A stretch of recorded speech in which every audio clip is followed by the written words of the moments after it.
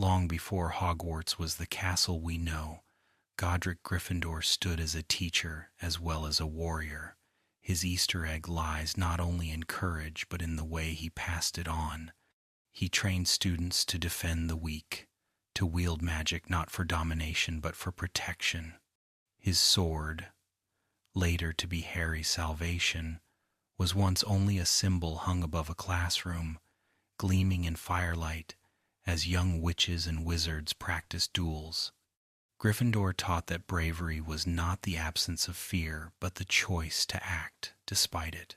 To picture him now is to imagine a tall figure in scarlet robes, his voice steady but kind, encouraging hesitant hands to try again. In dreams, he still walks those halls, teaching not with words alone but with presence, reminding us that courage is the first and last lesson. Helga Hufflepuff was perhaps the gentlest of the founders, yet her gentleness carried a strength no storm could shake. She taught her pupils not only charms and spells, but the quiet virtues of loyalty and fairness. In her kitchens, she invented recipes that would become Hogwarts feasts, showing that nourishment itself was a kind of magic. But in her classroom, her gift was inclusivity. Helga believed no talent was too small, no student unworthy. She opened her lessons to all, creating a space where even the least confident child felt valued. To imagine her now is to hear laughter in the kitchens, to smell bread baking, to feel the warmth of her voice guiding shy hands through charms of growth and healing. In dreams, Helga still tends the tables, not only feeding bodies but nurturing souls, reminding us that kindness itself is a lesson worth learning. Rowena Ravenclaw's legacy shines brightest in her tower, where windows open to stars and questions stretch endlessly. She was a professor of vision, guiding her students not to memorize answers but to seek them. Rowena believed knowledge was not a treasure to hoard but a horizon to chase. She carried her diadem, enchanted to enhance wisdom, though perhaps its true power lay in reminding students to think beyond what was given. Her lessons were not rigid lectures but riddles, puzzles, and challenges that required imagination as much as logic. To picture her is to see a figure draped in blue and silver, her eyes bright with wonder, leaning forward as a student discovers something new. In dreams, Rowena's tower still whispers questions into the night sky, reminding us that curiosity is a spell in itself, and that learning is the truest enchantment. Salazar Slytherin taught with a different fire, one that valued ambition and resourcefulness. His reputation grew dark with time, but in the beginning his teachings were simply about survival. He encouraged his pupils to think strategically, to guard their secrets, to understand that the world could be as cruel as it was magical. He saw the shadows others ignored and wanted his students prepared to face them. His great work, The Chamber of Secrets, is remembered as a place of fear, but perhaps it was also intended as a hidden lesson. Magic is power, but power must be respected. To picture him is to imagine a stern figure cloaked in green, eyes sharp as daggers, pushing his students toward self-reliance. In dreams, Salazar's voice lingers in stone corridors, reminding us that cunning, though often mistrusted, is another form of wisdom and another kind of strength. Though unnamed in history, there must have been a first headmaster after the founders, someone who gathered their legacies and wove them into tradition. This figure, shrouded in mystery, carried the weight of balancing four great visions: to lead after Gryffindor, Hufflepuff, Ravenclaw, and Slytherin was to juggle fire, soil, sky, and shadow. We may never know their name, but we can imagine them walking the halls in quiet awe, ensuring lessons were kept fair, that quarrels between houses did not dissolve the dream. Their Easter egg lies in anonymity. They gave themselves not to glory, but to stewardship. To picture them is to see a cloaked figure standing in the great hall, watching the first sorting, steady hands raised in welcome. In dreams, the first headmaster remains a guardian without a name, proof that leadership sometimes shines brightest when it asks for no recognition. Before McGonagall's stern precision, before Dumbledore's eccentric brilliance, there was a teacher who first taught Hogwarts children to turn needles into matchsticks, birds into goblets. This early Transfiguration professor worked at the edge of wonder, teaching pupils to see that the world was not fixed, but pliable. Perhaps they traced lines in the air with wands still crude, demonstrating how thought and intent could reshape the solid world. Their Easter egg is the lesson itself. Transformation is the heart of magic. To picture them is to imagine sparks floating like fireflies in a drafty hall, a student gasping as a pebble shivers and becomes a coin. In dreams, the first Transfiguration professor still guides trembling hands, showing again and again that nothing is permanent, that everything stone, feather, even sorrow can be reshaped with patience and will.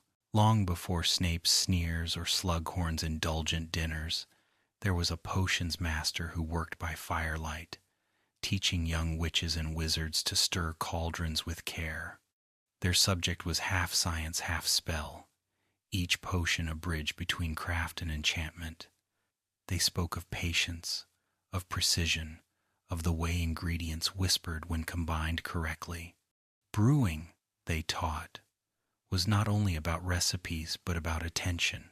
To picture them now is to imagine a stone chamber filled with strange scents, lavender, brimstone, crushed petals light flickering across shelves of glass.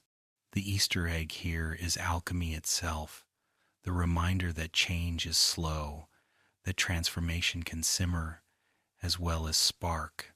In dreams, the first potions master stirs endlessly, each turn of the spoon a heartbeat, teaching students that mastery comes not through haste but through steady devotion. Charms were always the most joyful of lessons, and the first professor to teach them must have been a magician of laughter. With a flick of their wand, candles lit, quills danced, doors swung open as though welcoming friends.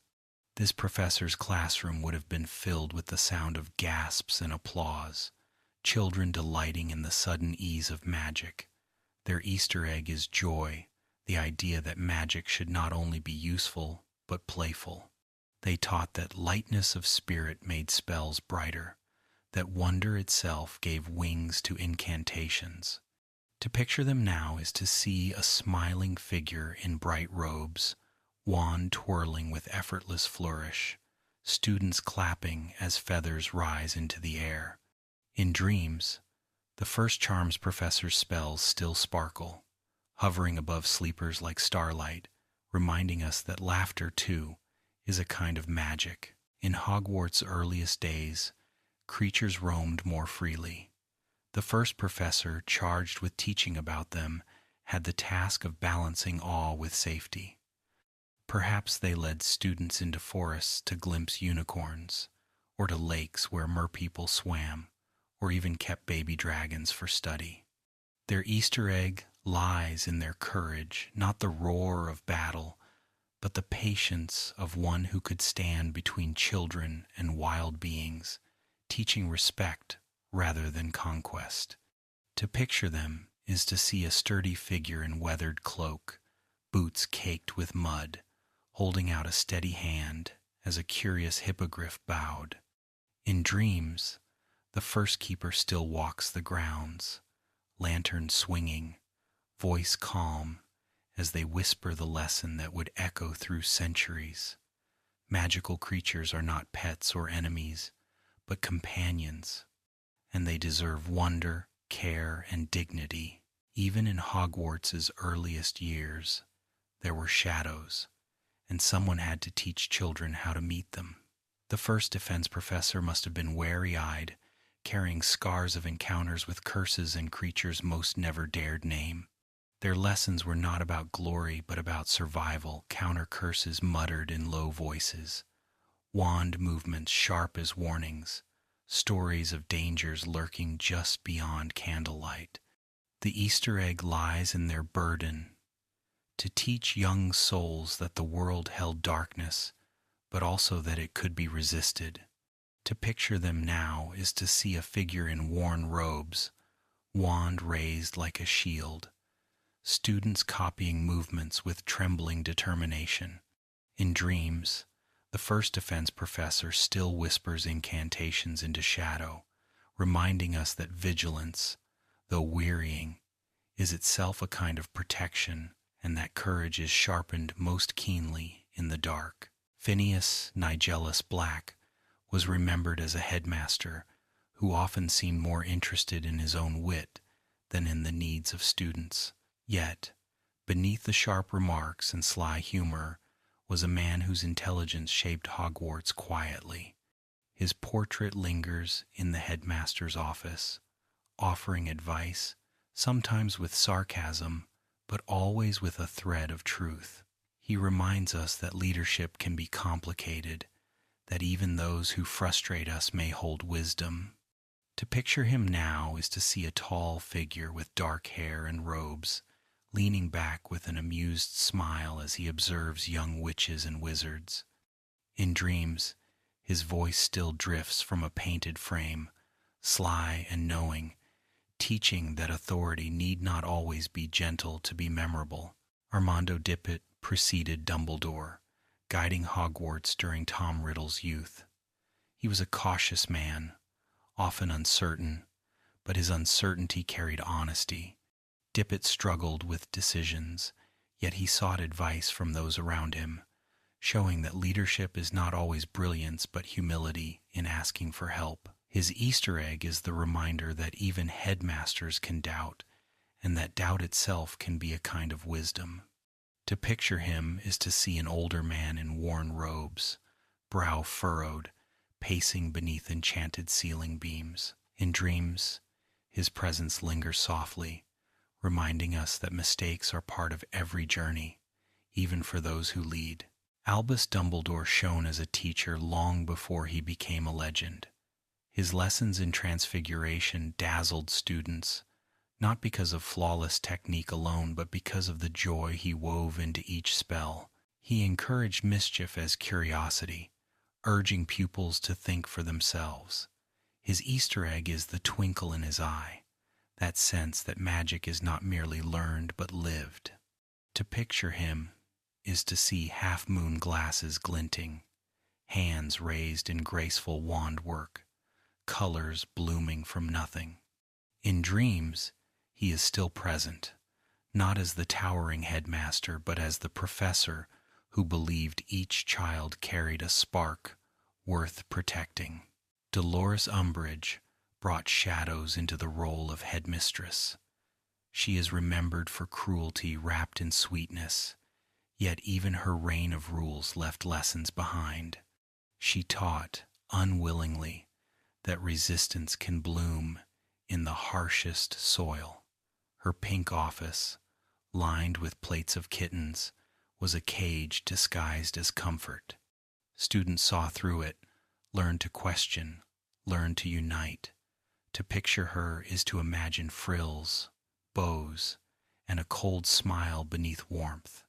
The Easter egg of her tenure is resilience, the strength that grew in others as they defied her. In dreams, her sugar-sweet voice still echoes, only to be answered by whispers of defiance rising like sparks from the ashes.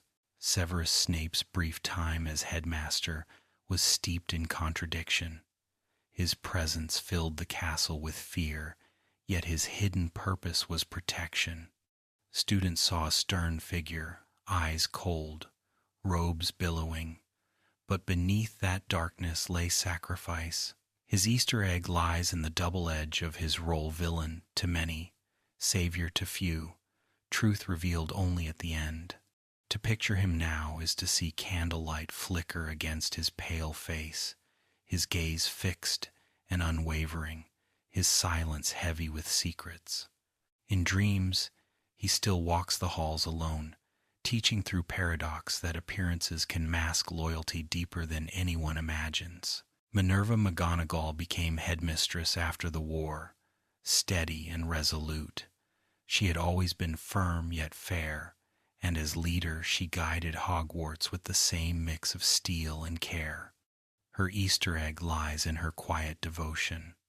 She never sought glory, yet she was always there, ensuring the school endured. To picture her is to see tartan robes sweeping across stone floors, a sharp gaze softened by rare smiles, her voice both command and comfort. In dreams, her presence steadies the castle still, as though discipline itself has become a kind of love.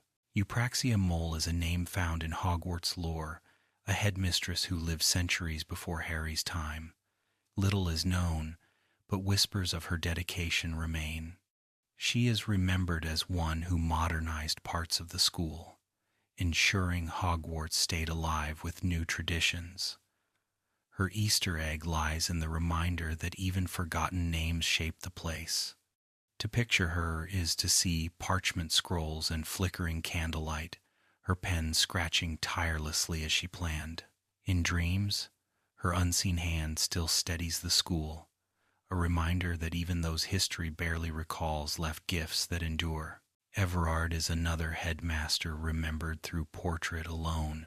His painted likeness can move between frames in the Ministry and Hogwarts, a quiet network of knowledge. Though long gone in body, Everard continues his duty, passing information with calm precision.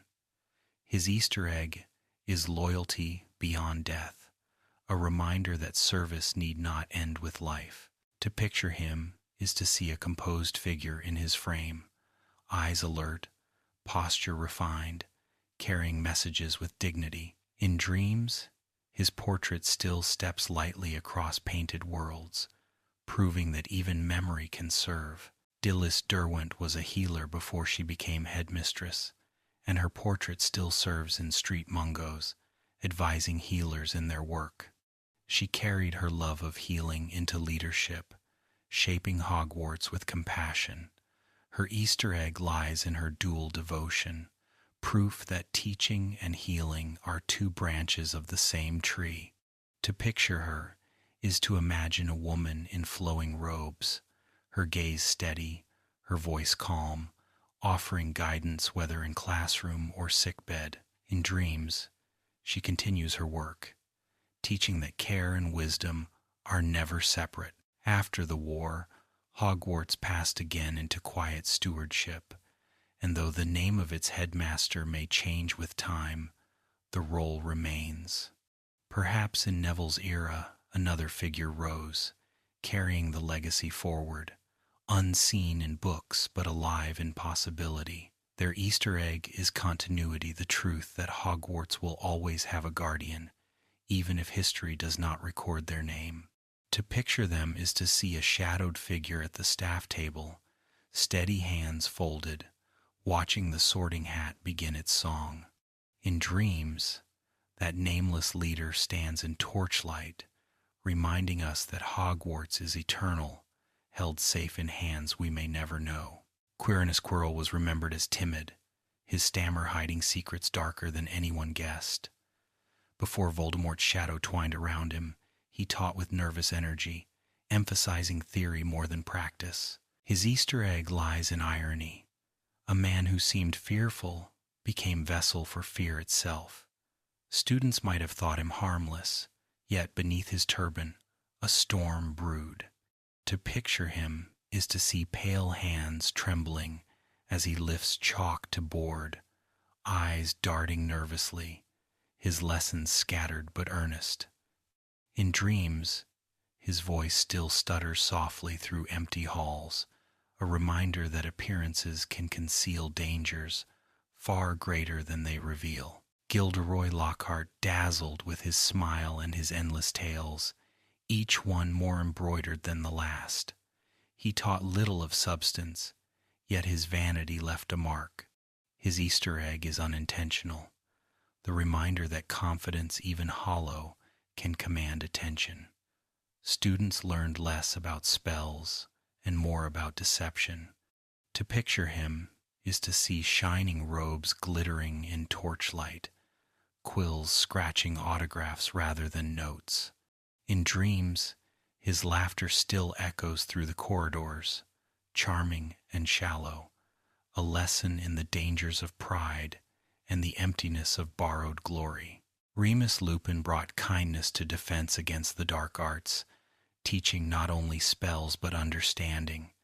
His lessons on boggarts revealed fears, and his chocolate after Dementors soothed wounds unseen. His Easter egg lies in compassion. He was a professor who cared as much for hearts as for grades. Though his shabby robes and tired face marked him as different, his students loved him.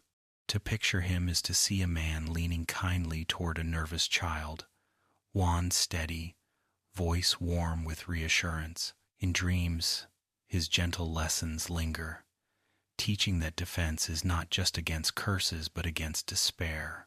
Alastor Moody seemed to teach with fierce authority, but behind that whirling eye was another, Barty Crouch Jr. disguised. His false lessons still carried truth, for even deception can instruct. Students learned curses they should never cast, saw firsthand the gravity of dark magic. The Easter egg here is paradox. The most effective defense professor was an imposter. To picture him is to see a scarred face, staff thudding against stone, eye spinning with suspicion. In dreams, the echo of his commands lingers, constant vigilance, words born of deceit, yet still carrying meaning that endures. Dolores Umbridge returned again, this time to teach defense not as defense but as denial. Her pink classroom became a prison where wands were silenced, yet from her cruelty, resistance grew. The Easter egg here is that rebellion sometimes begins in classrooms where voices are stifled. To picture her is to imagine lace and sweetness masking steel, her smile fixed as students fumed silently. In dreams, her simpering voice still dictates, only to be answered by the rustle of quills, sharpening into weapons of defiance. Severus Snape finally taught defense in Harry's 6th year, achieving the role he long coveted. His lessons were sharp, precise, filled with an intensity that demanded perfection. He demonstrated mastery, but beneath his achievement lay frustration, desire fulfilled too late, purpose divided.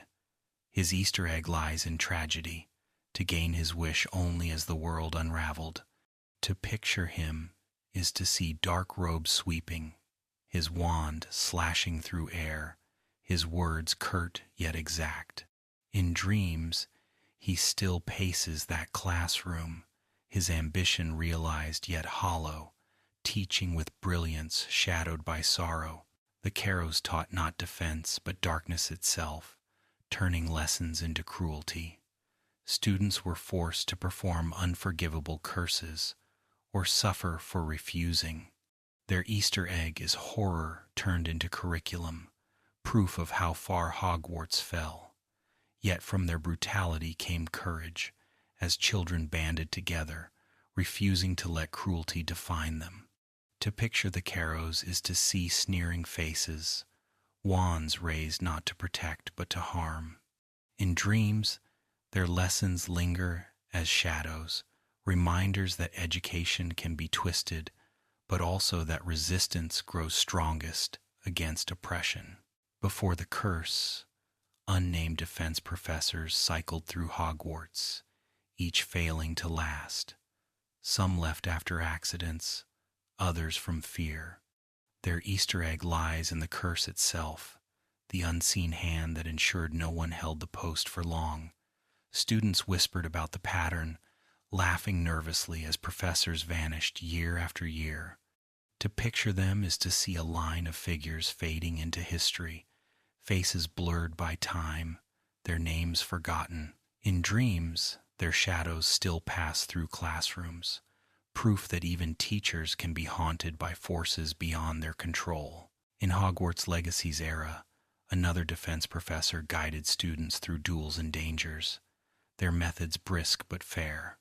Though centuries removed from Harry's time, their lessons echoed the same truths.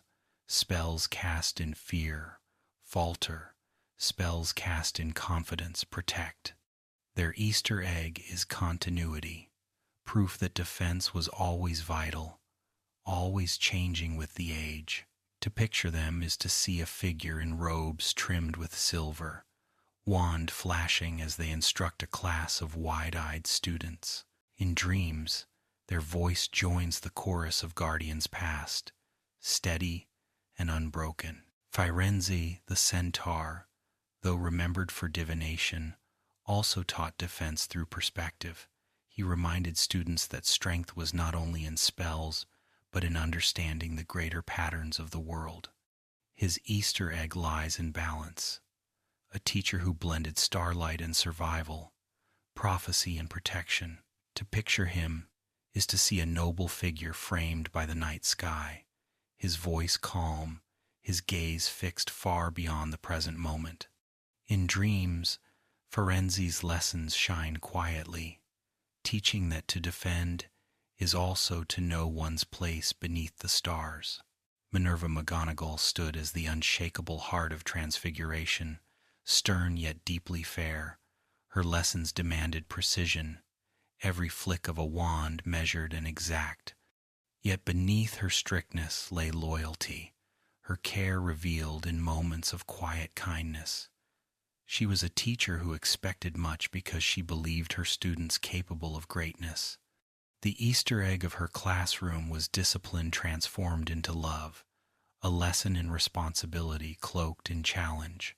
To picture her is to see a tall woman with square spectacles, tartan robes sweeping the stone floor, lips pressed thin in disapproval that could melt into a rare, radiant smile. In dreams, her voice still echoes with authority softened by affection, teaching that true mastery requires both control and compassion. Albus Dumbledore once taught Transfiguration before ascending to headmaster. In those days, his lessons shimmered with color and delight. Students spoke of books that turned into birds, of chalk drawings springing to life.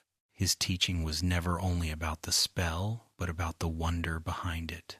Dumbledore's Easter egg lies in joy, the reminder that magic is not mere utility but art, and that to change the form of something is to glimpse possibility itself.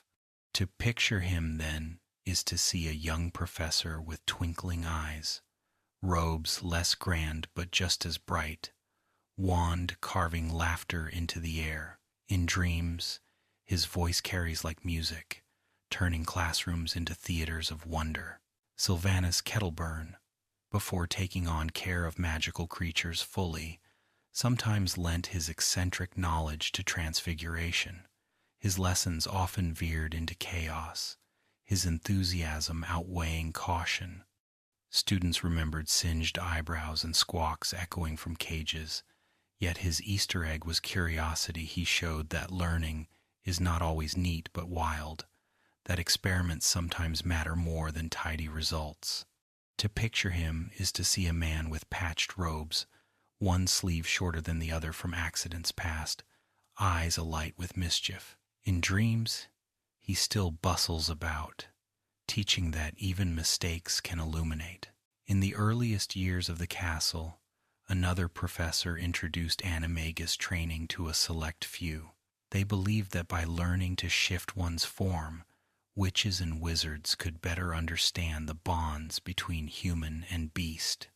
Their Easter egg lies in transformation as empathy, the idea that by becoming something else, one sees more clearly. To picture them is to imagine cloaked figures by torchlight, their students trembling as their bodies reshaped for the first time. In dreams, those shapes flicker still, feathers and fur blending into human faces, teaching that identity is never fixed but always capable of growth. A Ravenclaw professor in a later age taught transfiguration with riddles, forcing students to reason out the principles behind each spell. They believed logic as important as incantation, intellect as necessary as movement. Their Easter egg was patience, the insistence that magic must be understood, not only performed. To picture them is to see scrolls unfurled across desks, diagrams of shifting forms carefully drawn in ink. In dreams, their questions linger, soft and persistent, reminding us that the why matters as much as the how. During Armando Dippett's time, another professor of transfiguration gained a reputation for severity. They allowed no errors, no excuses, demanding excellence without compromise. Yet their students, years later, remembered the lessons fondly, for perfection had been coaxed from them. The Easter egg here is rigor as gift, the understanding that demanding teachers may leave the deepest marks. To picture them is to see a tall shadow at the front of the room, gaze sharp as steel, wand raised like a conductor's baton. In dreams, their stern figure still looms, teaching that difficulty can carve strength. Visiting professors from Beauxbatons and Durmstrang occasionally shared knowledge at Hogwarts, and in Transfiguration, their influence lingered. French artistry blended with Eastern European severity, leaving behind new methods and approaches. The Easter egg of these exchanges is connection, the reminder that magic is shared across cultures, not bound to one school. To picture them is to see strangers welcomed at long tables, their accents strange but their spells luminous, leaving echoes long after they departed. In dreams, their lessons drift like perfume, foreign yet familiar, threads in Hogwarts' endless tapestry. Animagus training itself became an unofficial form of teaching at Hogwarts, passed from mentor to pupil in whispers rather than classrooms. Students like James, Sirius, and Peter undertook the journey secretly, guided in part by old notes hidden in the library. The Easter egg here is independence, the truth that not all teaching is formal, that knowledge sometimes blooms in secrecy. To picture it is to see candlelit faces bent over parchment, determination burning in young eyes. In dreams, their shadows flicker across stone floors, animal shapes hovering just beyond the reach of firelight, proof that students, too, can be teachers. The line of Transfiguration teachers that led to McGonagall is dotted with unknown names, but each kept alive the discipline's demanding tradition. Their Easter egg is continuity, the chain of teachers stretching across centuries, each one molding students into sharper minds, steadier hands.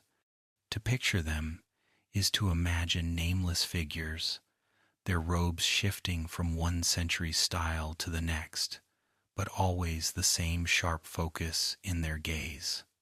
In dreams, they blend together, a chorus of mentors whose combined voices whisper of transformation eternal. After McGonagall, someone else must have stepped into her role, guiding new generations. Though history has not named them, their presence is inevitable. Their Easter egg is promised the assurance that teaching continues, that Transfiguration's spark never dims. To picture them is to imagine a fresh face at the front of the room, chalk scratching new diagrams on a board, students leaning forward with eager eyes. In dreams, their voice joins the rest, proof that Hogwarts never ceases to teach, never ceases to transform. Phileas Flitwick filled the Charms classroom with an energy both light-hearted and precise.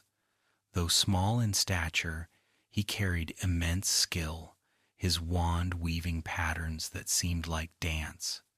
Students remembered the swish and flick of their first levitation charm, the joy of feathers soaring into air. His Easter egg lies in delight. He showed that learning can be celebration, that laughter can accompany mastery. To picture him is to see a cheerful figure hopping onto books to see over his desk, eyes twinkling as sparks flared bright. In dreams, his voice still encourages patience and joy, teaching that even the smallest gestures can lift the world. Charity Burbage taught Muggle studies with gentle conviction. She believed deeply in understanding the non-magical world, in bridging divides with knowledge and empathy. Though mocked by some, her lessons urged tolerance, compassion, and respect. Her Easter egg is courage, teaching truths that were unpopular, truths that later cost her life. To picture her is to see a woman with warm eyes, holding up a book filled with diagrams of telephones and trains, her voice soft yet firm. In dreams, her lessons linger, reminders that knowledge is not only power but kindness. Aurora Sinistra, professor of astronomy, guided her students to the tallest tower, where the night stretched endless and stars burned cold. Her lessons were quiet, filled with charts and telescopes, yet behind them lay awe. She reminded her pupils that magic was not only in wands but in the heavens. Her Easter egg lies in perspective, teaching that our world is one of many, a small jewel beneath infinite skies. To picture her is to see a figure in a dark cloak, her face lit by starlight, pointing toward constellations etched in ancient lore. In dreams, her voice is the hush of night, steady and timeless. Rolanda Hooch trained generations of students on broomsticks, her whistle sharp and her gaze sharper. She taught not just flight, but control, the art of trust between rider and broom. Her Easter egg lies in freedom, the rush of air, the thrill of balance, the joy of the sky. Though her lessons seemed simple, they gave wings to children, both literally and in spirit. To picture her is to see a wiry figure with hawk yellow eyes, cloak snapping in the wind as students soared clumsily above the grass. In dreams, her whistle still cuts the air, carrying with it the promise of flight. Bathsheba babbling taught ancient runes, a subject quiet yet profound. She showed her students that symbols carried power, that words etched in stone could shape destiny. Her Easter egg lies in patience, teaching that slow study, careful thought, and reverence for the past can unlock truths hidden in plain sight. To picture her is to see scrolls unrolled across a desk, quills scratching translations late into the night, her eyes steady with focus. In dreams, the runes glow faintly on parchment, whispering secrets of forgotten ages, guiding learners who drift between worlds. Septima Vector guided students through the complexities of arithmancy, her chalk racing across boards covered in equations. Her lessons were demanding, filled with numbers that twisted into magic, yet for those who endured, they revealed structure beneath the world's chaos. Her Easter egg lies in order, teaching that even the strangest spells are built on hidden patterns. To picture her is to see a determined woman with ink-stained fingers, her voice brisk as she urged her pupils forward. In dreams, her numbers shimmer like stars, constellations of logic mapping the rhythm of magic itself. Cuthbert Binns drifted through his history of magic classes as a ghost, his droning voice often lulling students into sleep. Yet within his monotone lay centuries of memory, stories no book could fully contain. His Easter egg lies in endurance, the idea that history itself lingers long after bodies are gone. To picture him is to see a pale figure floating through desks, oblivious to yawns, his eyes fixed on parchment from lifetimes past. In dreams, his voice still droned softly, carrying tales of wars and treaties, a lullaby of time itself. Poppy Pomfrey was not technically a professor, yet in her care every student learned resilience. The hospital wing became its own classroom, each injury a lesson in healing, each scolding a reminder of caution. Her Easter egg lies in guardianship. She was a silent teacher, shaping lives not with lectures but with potions and patience. To picture her is to see a brisk woman bustling between beds, hands firm yet gentle, her face stern but kind. In dreams, the scent of antiseptic potions drifts faintly, a promise of recovery and rest. Irma Pince guarded the library with a vigilance that made her its silent instructor.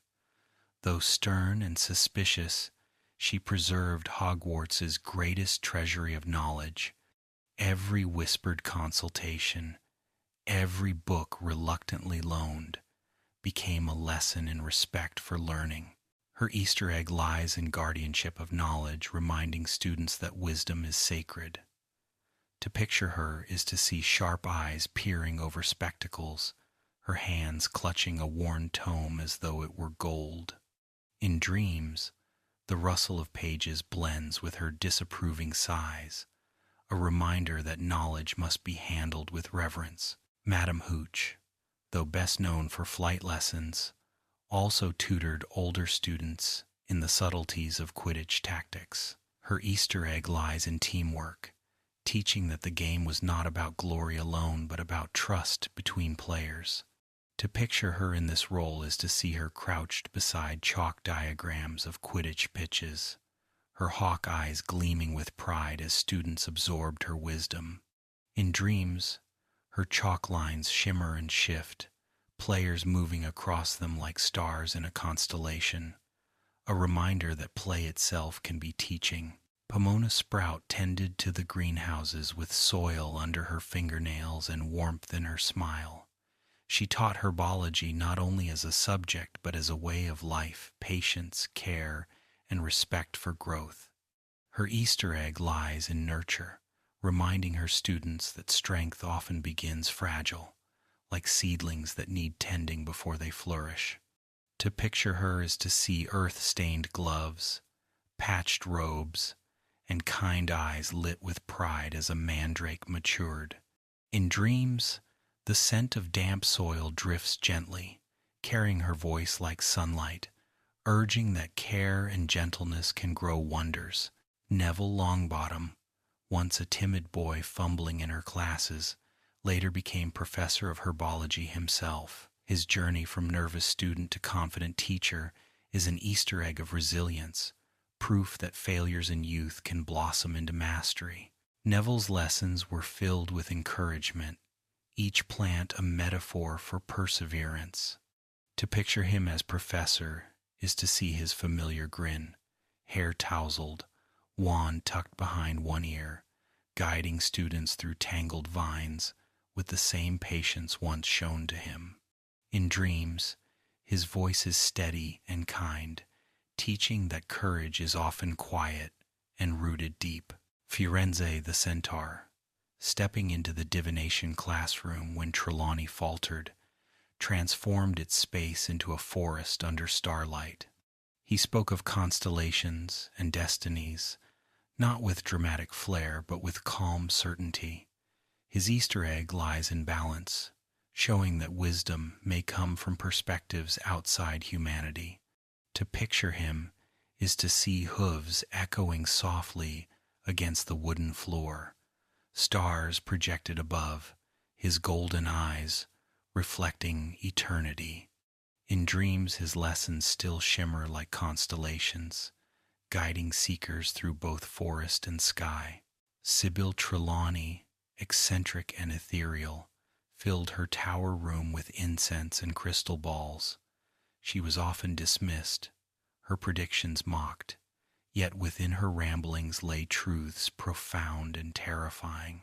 Her Easter egg lies in paradox, that those dismissed as fools may carry glimpses of the future.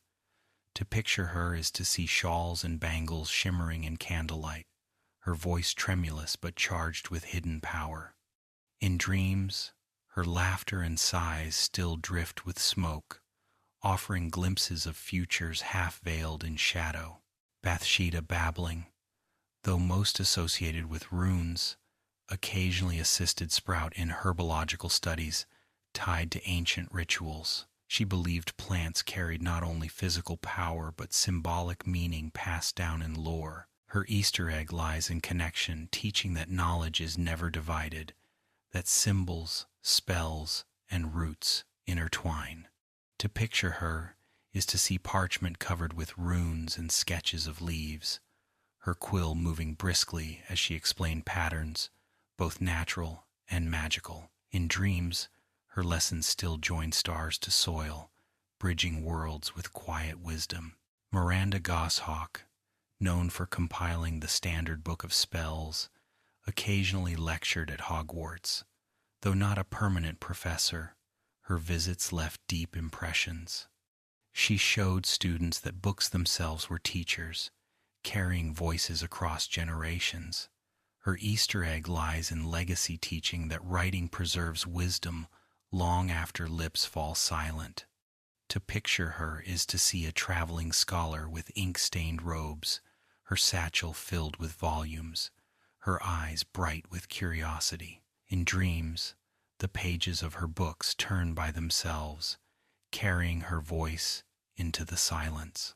Wilhelmina Grubbly Plank substituted for Hagrid, teaching care of magical creatures with firm competence. She lacked Hagrid's sentimental devotion, but made up for it with professionalism. Her Easter egg lies in reliability, reminding students that even temporary guides can shape journeys. To picture her is to see silver hair tied back neatly, boots steady in the mud, voice crisp as she pointed out unicorns grazing in moonlight. In dreams, her lessons linger with clarity, reminding us that guidance can come from unexpected hands. Rubeus Hagrid, beloved keeper of keys, approached teaching with the same giant heart that defined him. His lessons were often dangerous, yet always filled with affection for dragons, for hippogriffs, for creatures most feared. His Easter egg lies in love. He showed that even monsters can be marvelous when seen with kindness. To picture him is to see a massive figure with wild hair, cradling a dragon egg gently as though it were a child. In dreams, his laughter rumbles like thunder softened by warmth, teaching that love itself is the greatest magic. Professor Vector, though primarily known for arithmancy, sometimes collaborated with herbology to map magical plant growth patterns through numbers. Her Easter egg lies in synthesis, the joining of mathematics with natural magic. She demonstrated that disciplines are never as separate as they appear.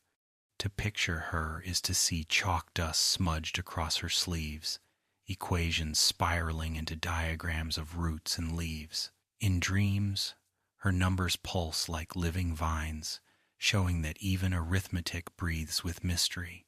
Septima's colleague in later years, another herbology professor unnamed in canon, continued her and Neville's traditions.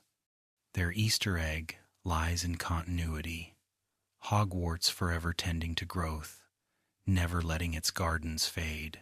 To picture them is to see a shadowed figure in green robes bending over blossoms, murmuring softly to students who kneel in the soil. In dreams, their lessons still bloom, whispering of roots, patience, and the inevitability of renewal. Horace Slughorn carried with him an air of comfort, of armchairs and crystal dishes filled with sugared pineapple. He was a master of potions, his skill unquestionable, but his true talent lay in fostering connections. Slughorn's Slug Club gathered promising students, not only for instruction but for opportunity. His Easter egg lies in ambition softened by charm. He showed that influence can be cultivated as carefully as any brew. To picture him is to see a portly figure with a walrus mustache, twinkling eyes, and hands stirring a cauldron with practiced ease. In dreams, the scent of simmering potions lingers, mingling with laughter and the murmur of voices plotting futures yet unwritten. Severus Snape taught potions with brilliance as sharp as his tongue. His classroom was a place of shadows and whispers, filled with ingredients that shimmered and smoked in cauldrons. He demanded precision, and his disdain could wound, yet his mastery inspired awe. His Easter egg lies in discipline, the truth that greatness often blooms from relentless rigor. To picture him is to see his pale face lit by candlelight, his black robes gliding like smoke as he inspects each student's work. In dreams, his voice is low and cutting, each word etched with weight, reminding us that mastery demands both patience and pain. Libatius Borage, though never seen at Hogwarts, left behind textbooks that shaped countless generations. Advanced potion-making carried his legacy, its margins later filled with Snape's annotations. His Easter egg lies in the permanence of teaching, that words on a page can be as enduring as lessons in a classroom. To picture him is to imagine a scholarly figure hunched over parchment, quill-scratching recipes that would be studied for centuries. In dreams, his ink continues to flow, crafting instructions that linger long after the author is gone. Damocles Belby, credited with the creation of the Wolfsbane potion, sometimes lectured at Hogwarts in later years. His Easter egg lies in compassion, the pursuit of a brew not for glory but for mercy, granting werewolves a chance at peace. To picture him is to see an aging wizard with careful hands, vials of silver-blue potion glowing faintly before him, his eyes filled with quiet pride. In dreams, the wolfsbane glimmers softly, a reminder that potions are not only power but kindness. Swooping into history, Hector Dagworth Granger founded the most extraordinary society of potioneers and may have graced Hogwarts halls. His Easter egg lies in community, the truth that scholarship thrives best when minds gather together. To picture him is to see a meticulous man with powdered wig and ink-stained gloves, parchment stacked high around him as he speaks to eager apprentices.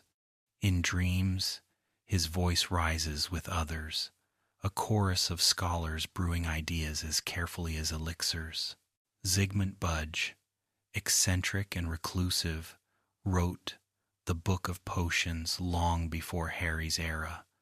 Though not a Hogwarts professor in his lifetime, his writings became part of Hogwarts teaching. His Easter egg lies in invention, the courage to test, to mix, to fail until discovery shines. To picture him is to imagine a wild-haired wizard alone on a storm-lashed island, cauldrons bubbling in every corner. In dreams, his strange brews still hiss and smoke, daring the brave to sip and discover. Potion masters from Beauxbatons and Durmstrang sometimes visited, carrying recipes flavored by their homelands, perfumed elixirs of France, heavy draughts of the north. Their Easter egg lies in diversity, proof that even potions reflect the culture that brews them. To picture them is to see cloaked visitors pouring liquids of jewel tones, explaining their histories in rolling accents. In dreams, the potions shimmer like stained glass, carrying voices from distant shores. In Hogwarts' earlier centuries, records spoke of a potions mistress who brewed elixirs of longevity and healing, whispers suggesting her knowledge rivaled alchemists. Her Easter egg lies in mystery, the reminder that not all masters are remembered, though their brews shaped countless lives. To picture her is to see candle-lit stone chambers, jars of strange ingredients stacked to the ceiling, her silhouette bent over simmering cauldrons. In dreams, her potions still glow faintly, humming with secrets never written. Another unknown professor during the 19th century, according to wizarding lore, was rumored to experiment with living potions, mixtures that moved, shifted, and seemed to breathe. Their Easter egg lies in curiosity's edge, the danger and beauty of pushing knowledge too far. To picture them is to see a figure with cautious eyes, sweat glistening as their cauldron's contents stirred themselves. In dreams, such potions ripple in glass vials, half alive, whispering of ambition unbound. By Neville's teaching era, potions was entrusted to another, less-known figure who carried forward both Slughorn's gentleness and Snape's rigor. Their Easter egg lies in balance proof that teaching can blend kindness with discipline, offering both structure and safety. To picture them is to see a professor with sleeves rolled, calmly adjusting a student's stirring motion, a patient smile offset by sharp eyes. In dreams, their classroom glows steady with cauldron light, a sanctuary where magic and science meet in harmony. Phineas Nigellus Black, though remembered chiefly as headmaster, was rumored to have taught some potions in his early years. His sharp wit and sharper tongue flavored his lessons with a mix of humor and disdain. His Easter egg lies in wit as teaching, reminding that even sarcasm can lodge lessons deep. To picture him in this role is to see his long black hair gleaming as he smirked at a clumsy hand over a cauldron. In dreams, his laughter still rings, sly and amused, carrying knowledge disguised as jest. In rare cases, Aurors visited Hogwarts to demonstrate practical brews used in the field antidotes, smoke-dispersing draughts, restorative elixirs. Their Easter egg lies in application proof that potions are not abstract but living tools in defense and survival. To picture them is to see stern figures in leather coats, their flasks glowing faintly as they explain their use. In dreams, their voices rumble with urgency, teaching that magic's craft is also magic's shield. An elderly potions master during Dumbledore's early tenure was known for eccentric memory tricks. They would sing recipes to ensure students never forgot. Their Easter egg lies in creativity, the reminder that learning can be playful, that knowledge lingers when wrapped in song. To picture them is to hear a wavering voice singing verses about boomslang skin and asphodel. In dreams, the tune still drifts softly, strange yet soothing, binding memory to melody. The ghosts of potion makers sometimes haunted the dungeons, their legacy seeping into stone. Students swore they heard whispers correcting their stirrings, unseen hands nudging spoons. These spectral presences were teachers without form, lingering devotion. Their Easter egg lies in eternity proof that passion can outlast death. To picture them is to imagine shadows flickering against green light, voices echoing faintly. In dreams, their guidance continues, each whisper another step toward mastery. When Slughorn returned to Hogwarts in later years, older and slower, he still carried stories and recipes. His Easter egg lies in longevity, the idea that even in twilight, a teacher's spark can endure.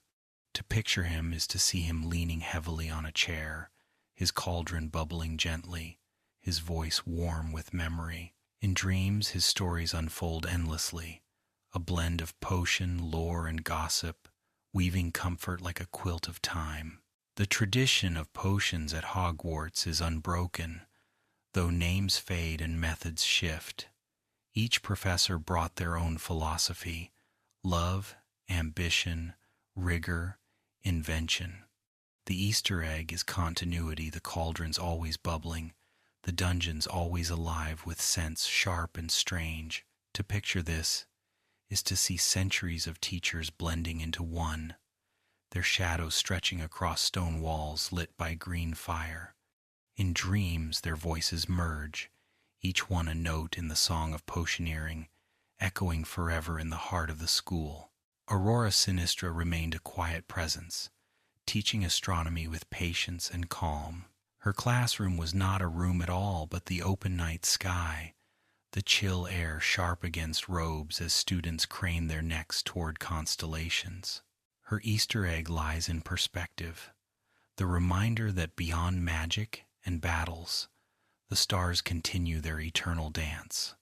To picture her is to see a slim figure silhouetted against starlight, her voice soft as she explains orbits and eclipses. In dreams, her lessons linger as pinpricks of light across endless black, steady and eternal. Septima Vector, with chalk-dusted sleeves, filled the arithmancy classroom with equations that spiraled into meaning. She believed numbers revealed magic's hidden structure, and her lessons often felt like riddles with cosmic answers. Her Easter egg lies in order, the certainty that even mysteries rest on patterns waiting to be found. To picture her is to see her briskly scrawling lines across a board, pausing only to adjust her spectacles before continuing. In dreams, the numbers glow like constellations, each formula a star map guiding thought. Bathsheba babbling, devoted to ancient runes, filled her lessons with symbols carved from forgotten ages. She believed every rune was more than a mark. It was a fragment of thought, preserved in stone and story. Her Easter egg lies in reverence, showing that knowledge is not invented but inherited, passed through centuries. To picture her is to see parchment spread wide, her quill scratching translations by candlelight.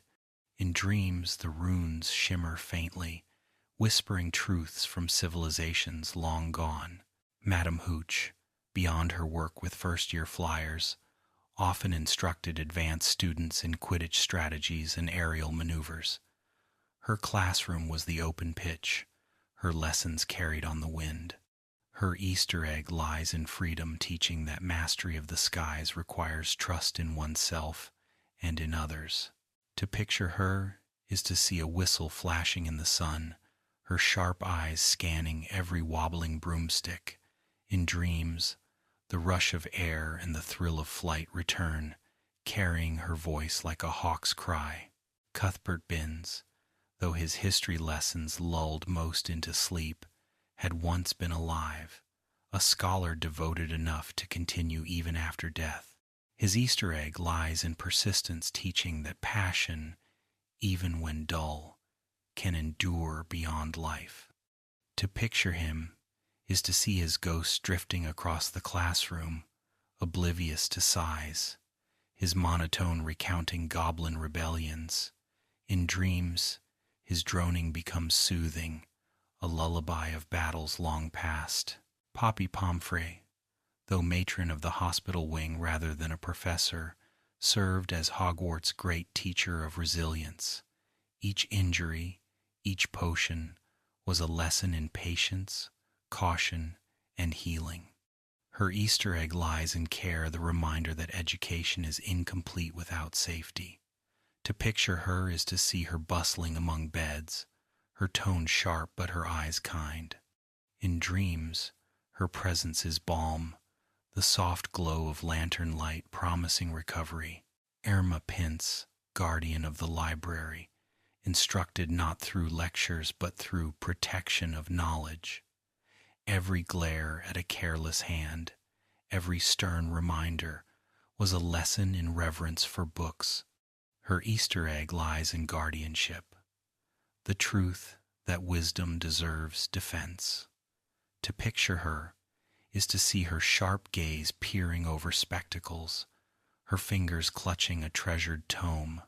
In dreams, the rustle of pages becomes her voice, urging respect for words.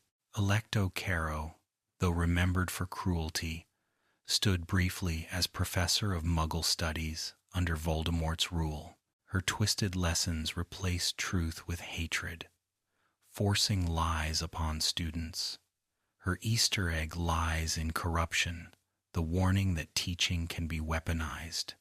To picture her is to see her sneering face lit by torchlight, her words dripping disdain as children squirmed. In dreams, her voice slithers like poison, a reminder of how easily knowledge can be distorted. Amicus Caro taught dark arts, demanding that students cast curses rather than resist them. His classroom became a place of fear, every lesson a cruelty.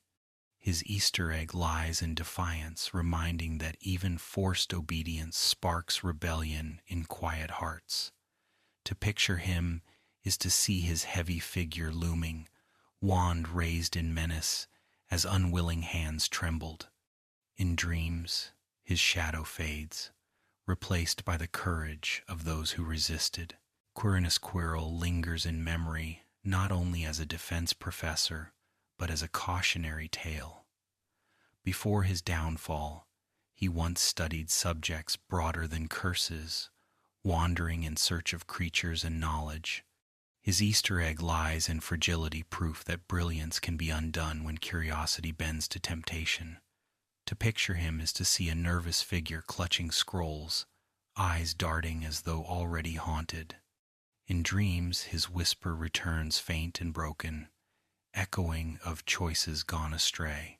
Sybil Trelawney spent decades in her perfumed tower, teaching divination with tea leaves, crystal balls, and trembling pronouncements.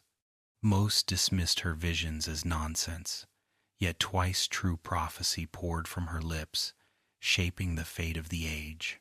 Her Easter egg lies in hidden truth that wisdom may cloak itself in eccentricity, waiting for the moment it matters most. To picture her is to see shawls layered like clouds, her eyes wide and glassy, incense curling around her. In dreams, her voice quavers, half lullaby, half warning, each word drifting like smoke into the unknown. Firenze, stepping in when Trelawney faltered, transformed divination into something celestial. He filled the classroom with stars projected onto the ceiling, teaching not with trinkets, but with the eternal sky. His Easter egg lies in perspective, reminding his students that their lives are part of a greater rhythm written in constellations. To picture him is to see a noble figure standing tall, golden eyes reflecting starlight as he speaks of destinies. In dreams, his voice is deep and steady, like the night sky itself, endless and calm. Bathsheba Babbling's runes appeared not only on parchment but woven into divination lessons when Firenze consulted her. She explained that symbols carved by ancients could align with the stars, deepening interpretation. Her Easter egg lies in synthesis, the weaving together of disciplines to reveal new insight. To picture her is to see parchment marked with glowing sigils, her quill poised thoughtfully as she interprets alongside starlight. In dreams, her runes shift and shimmer, echoing the heavens above. Septima Vector also contributed briefly, applying her arithmancy skills to prediction.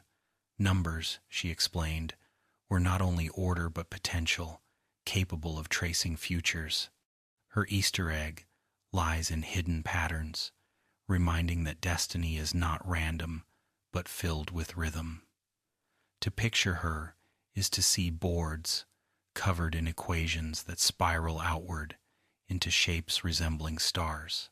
In dreams, her numbers hum softly, guiding thought along paths unseen.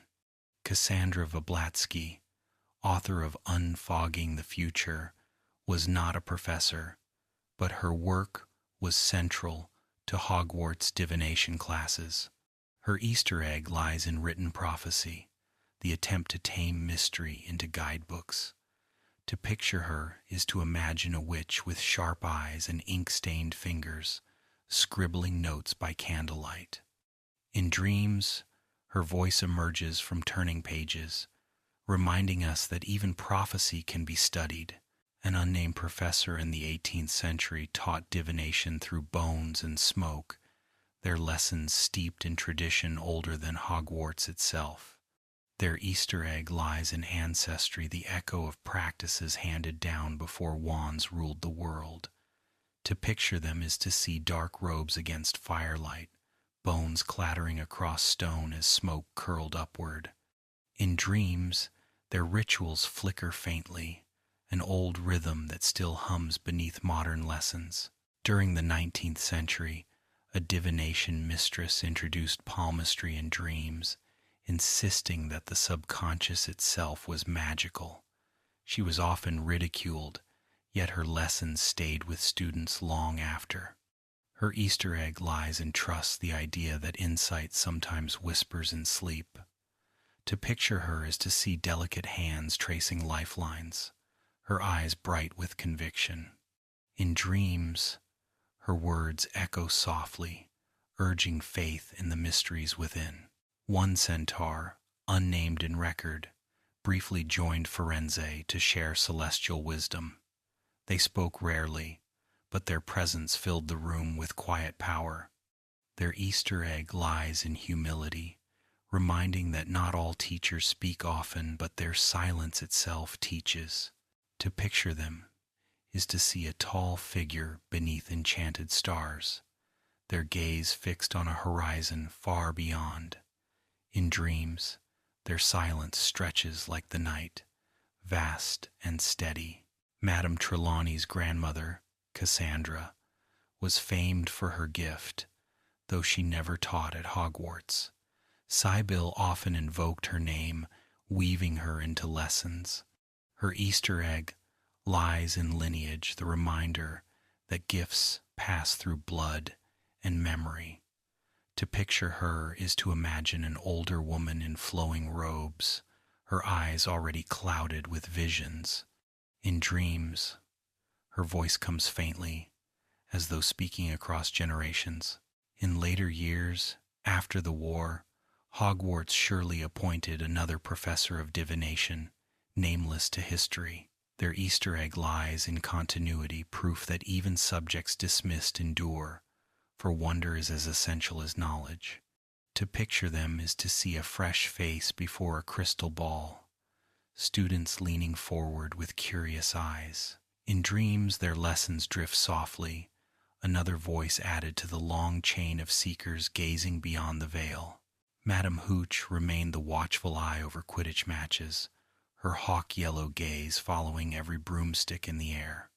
Beyond the whistle and the rules, she taught trust in balance, courage in the skies, and the art of keeping control when the wind howled. Her Easter egg lies in freedom, flying not as escape but as discipline. To picture her is to see her robes snapping at the edge of the pitch, her stance firm, broom in hand like a soldier's weapon. In dreams, her whistle still cuts the air, carrying with it the rush of flight. Madame Pince, though remembered as strict librarian, was a kind of professor too. Her library was a classroom, every aisle a lecture in patience, reverence, and caution. She taught with frowns and sharp warnings, but beneath them lay love for knowledge. Her Easter egg lies in guardianship, the idea that wisdom deserves protection as fiercely as people do. To picture her is to see her hunched over a massive tome, spectacles flashing as she scrutinized every page. In dreams, her shush is gentle, reminding that silence itself can teach. Professor Vector, so often overlooked, held one of the most difficult classes at Hogwarts. Arithmancy was demanding, a puzzle of numbers and magic that revealed the structure behind spells. She taught with precision, no tolerance for laziness, yet her pupils emerged sharper. Her Easter egg lies in patterns, the idea that magic, though wondrous, is rooted in rules waiting to be discovered. To picture her is to see chalk flying across a board, equations spiraling into forms both elegant and strange. In dreams, her numbers glow softly, weaving themselves into constellations. Bathsheba Babbling, already spoken of in runes, was also a bridge builder. She linked languages to magic, showing that every rune carried not only power but story. Her Easter egg lies in memory that every spell we cast is tied to words far older than ourselves. To picture her is to see scrolls layered across her desk, her quill darting, her robe smelling faintly of ink. In dreams, her runes shimmer faintly, drifting like falling leaves. Sylvanus Kettleburn, before retiring, embodied the chaos of magical creatures. His lessons often ended in minor accidents, but his enthusiasm was unmatched. Students remembered him less for control and more for sheer delight in the wild. His Easter egg lies in wonder that even danger holds beauty when approached with care. To picture him is to see a man missing part of his arm, grinning broadly as a puff skein escaped his grasp. In dreams, his laughter mixes with the cries of creatures, filling the air with untamed music. Wilhelmina Grubbly Plank, calm and competent, contrasted Kettleburn's chaos. She taught without fuss, showing students the basics with clarity and safety. Her Easter egg lies in steadiness that sometimes the best teaching is quiet reliability. To picture her is to see tidy robes, silver hair bound tight, her hands steady as she soothed a unicorn. In dreams, her calm presence lingers, a soft guide through the forest of creatures. Madame Marchbanks, though better known as an examiner for the Wizengamot, occasionally observed Hogwarts lessons. Her Easter egg lies in evaluation, teaching that learning is not only in practice but in proving oneself. To picture her is to see a stern, elderly witch watching keenly from the back of the room, her quill scratching notes without pause. In dreams, her gaze still weighs silently, urging effort. Madame Maxime, though headmistress of Beauxbatons, visited Hogwarts during the Triwizard Tournament, teaching by example. Her elegance, her grace, her pride in her students were lessons themselves. Her Easter egg lies in dignity that to lead is also to teach. To picture her is to see a towering figure in flowing robes, her hair gleaming beneath enchanted lights. In dreams, her voice carries softly, rich, with an accent like velvet. Igor Karkaroff, head of Durmstrang, also shaped his students. His Easter egg lies in caution. His presence reminded that teaching can be colored by fear, ambition, and self-preservation. Yet his knowledge of the dark arts was undeniable. To picture him is to see sharp eyes glancing over his shoulder, his robes sweeping as he strode through the castle. In dreams, his lessons flicker faintly, edged with unease. From Ilvermorny in America came occasional whispers of exchange. Professors visited, bringing their own traditions, wands crafted differently, spells woven from native lore. Their Easter egg lies in breadth, that Hogwarts, though ancient, was never alone in the world. To picture them is to see strangers at the staff table, their voices mingling with British accents, their eyes filled with curiosity. In dreams, their knowledge joins the chorus, expanding the castle's song into something global. Eulalie Hicks, known from the days of Grindelwald's Rise, later became a Hogwarts professor of charms. She was elegant and precise, her magic graceful, as if each spell were a piece of art. Her Easter egg lies in courage. She carried the fight beyond the classroom, yet always returned to teaching. To picture her is to see her wand flourish like a conductor's baton, sparks blooming like music notes in air. In dreams, her voice is calm and firm, guiding students toward confidence in every incantation. Mirabelle Garlick, remembered in the 19th century, brought herbology lessons filled with gentleness. She adored plants not only for their uses but for their personalities, speaking to them as though they were friends. Her Easter egg lies in tenderness, that kindness can bloom in any soil. To picture her is to see her with flowers tucked in her hair, hands dirt-stained but graceful as she stroked a flutterby bush. In dreams, her laugh drifts with the scent of blossoms, soft and steady. Professor Ronan, jovial and clever, taught charms with humor. He believed laughter opened the mind to learning, and his lessons were filled with jokes and little games that eased even the most nervous student. His Easter egg lies in joy proof that teaching is not only discipline but delight. To picture him is to see his robes decorated with little trinkets, his face alight with a smile as he flicked his wand. In dreams, his chuckles still echo, warming the quiet of the night. Abraham Ronan's colleague, Professor Shaw, guided students in astronomy with discipline and sharp wit. She insisted on precision, yet behind her strictness lay devotion to the stars. Her Easter egg lies in diligence that beauty demands effort and wonder is sharpened by study. To picture her is to see a telescope gleaming in moonlight, her figure poised with elegance against the night sky. In dreams, constellations still stretch overhead, her voice counting their patterns.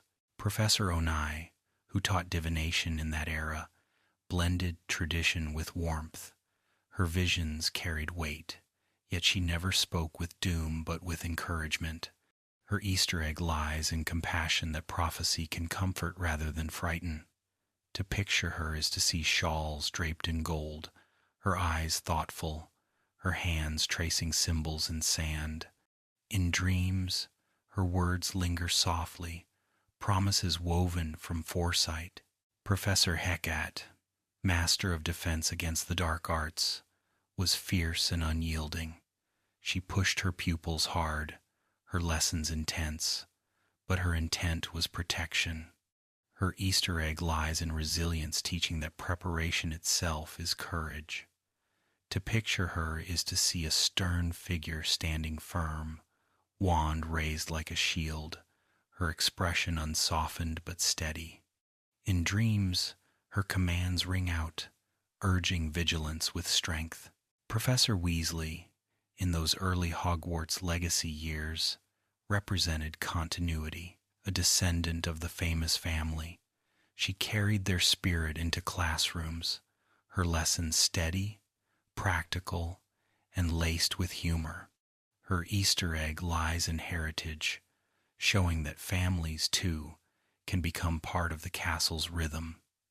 To picture her is to see red hair bright against candlelight, her smile weary but genuine. In dreams, her voice reminds us that history is alive in those who teach. Lawrence Wilkins, little known, briefly instructed care of magical creatures in those times. He favored gentler beasts, believing students needed to build trust before tackling danger. His Easter egg lies in patience, teaching that courage grows step by step. To picture him is to see his cloak frayed at the edges, his hands steady as he held out treats to a nervous Kneazle. In dreams, his calm guidance still lingers, soft as straw beneath tired feet. From Durmstrang's side, Polyakov stood as a professor of lesser fame than Karkaroff. He emphasized endurance and raw skill, shaping students with harsh drills. His Easter egg lies in grit that sometimes strength is simply persistence. To picture him is to see a broad-shouldered figure shouting commands across a snowy field. In dreams, his voice carries like a drumbeat, relentless and strong. From Beauxbatons, another professor of etiquette and spellcraft, visited Hogwarts during the tournament. They believed manners were as much magic as spells, that grace itself held power. Their Easter egg lies in elegance, that learning is not only knowledge but bearing. To picture them is to see flowing robes of pale blue, their posture straight as they guided wands like dancers' hands.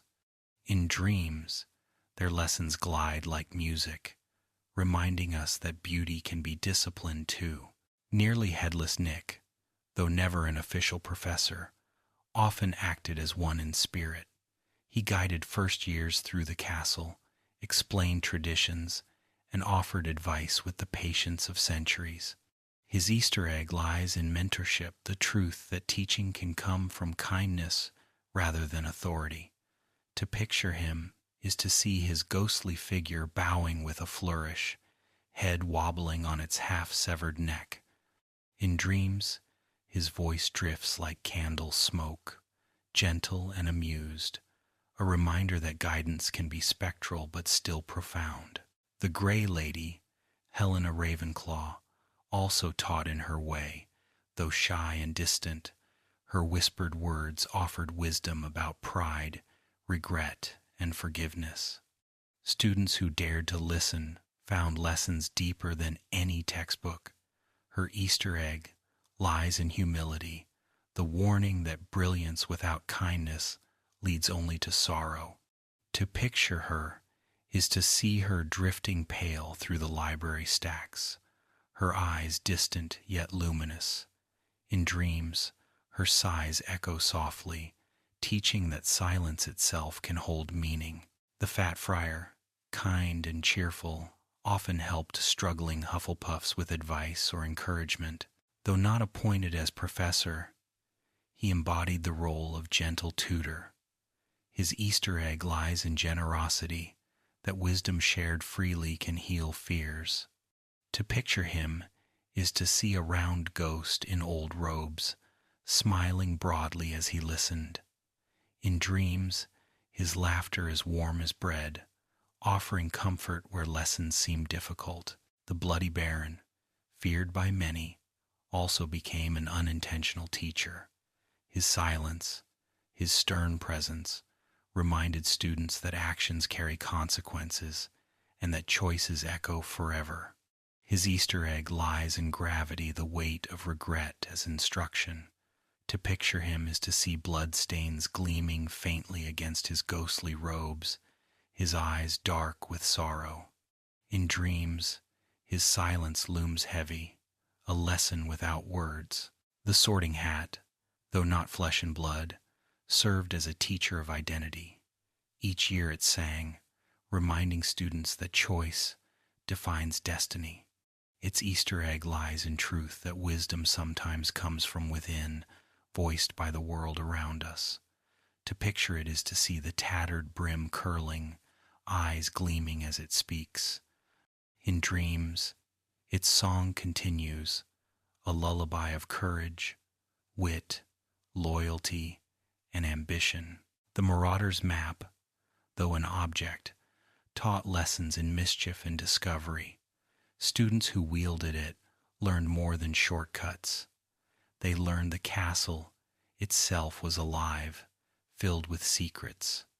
Its Easter egg lies in exploration, that curiosity itself is instruction. To picture it is to see parchment glowing with shifting ink, names moving like fireflies across the paper. In dreams, the map still unfurls, corridors stretching endlessly as footsteps echo. Buckbeak the Hippogriff, later called Witherwings, taught Harry and others the lesson of respect. Bowing to him was an act of humility, trust, and courage combined. His Easter egg lies in reverence, that creatures demand recognition of their dignity. To picture him is to see vast wings spread against the sky, eyes gleaming with intelligence. In dreams, he soars silently above, a reminder that respect can lift us higher than fear. Thestrals, skeletal and winged, became teachers in their own right. Only those who had seen death could behold them, and in their presence students learned to face mortality without despair. Their Easter egg lies in endurance, that loss reveals truths hidden from others. To picture them is to see pale forms grazing in the forbidden forest, their movements eerie yet graceful. In dreams they move quietly through mist, symbols of sorrow transformed into strength.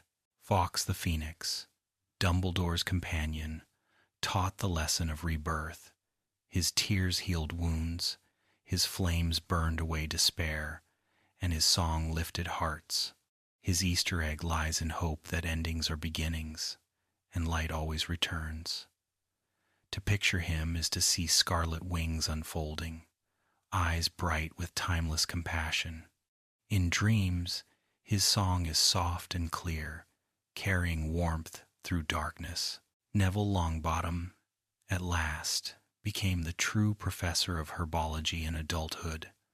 Once mocked and unsure, he grew into a man steady, brave, and devoted to growth.